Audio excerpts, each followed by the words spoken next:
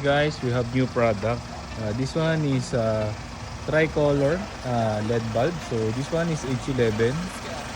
So check natin yung output nito.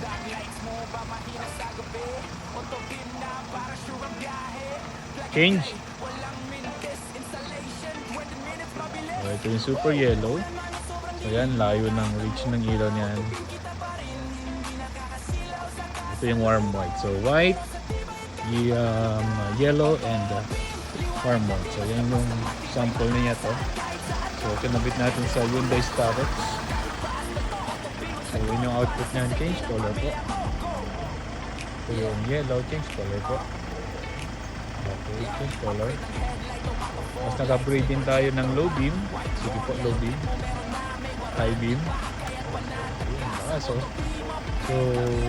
yung kinabit natin dito is mid variant at yung eagle variant namin.